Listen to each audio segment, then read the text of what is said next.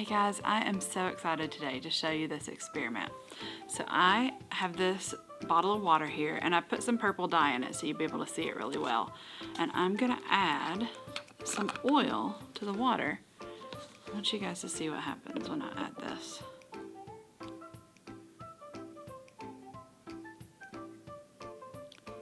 Can you see what's happening? My finger might be in the way. Can you see the oil? What's happening?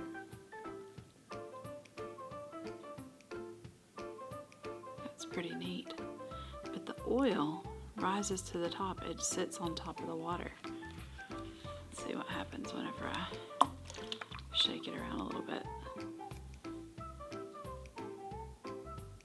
Can you guys see what's happening? Even when I mix it up, the oil comes right back to the top. Pretty neat, huh? So now I'm gonna add a third ingredient in here. This time, I may add a little bit more oil so you can see it really well. This time, we're gonna add some dish detergent.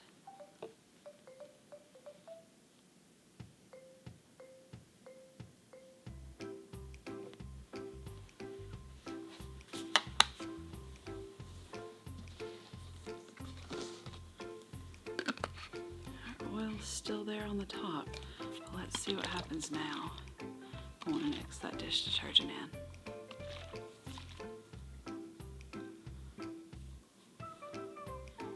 Look, the oil isn't coming back to the top. The soap made everything mix together. Isn't that pretty neat?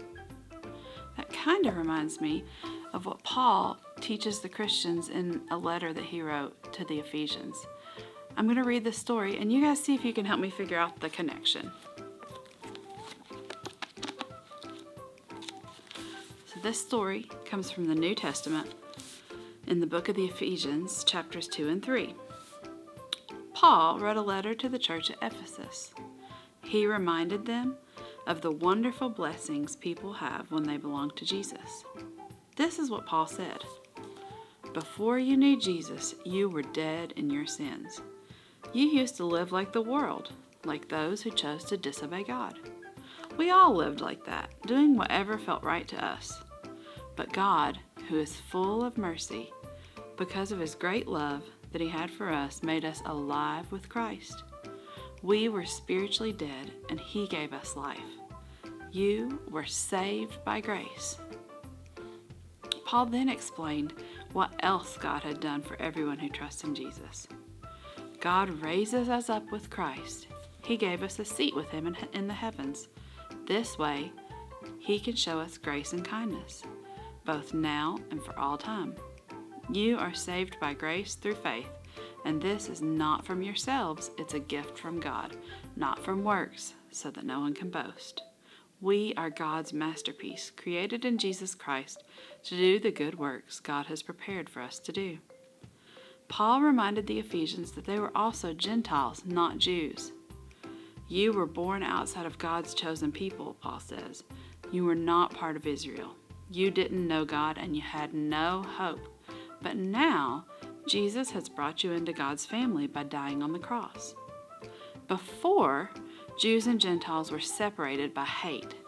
Paul said, Jesus is our peace, bringing together Jews and Gentiles as one group. You aren't strangers anymore. You are all members of God's household, and Jesus holds this house together. Just like the Jews and Gentiles were separated by hate, our oil and water were separated. But when we added soap, they mixed. When Jesus came, it brought two groups of people together. We can all be united in Jesus. He's the common belief that holds the people in God's church together. Hope to see you guys next time. See you next time on the amazing adventures of the Pillow Fort Kids.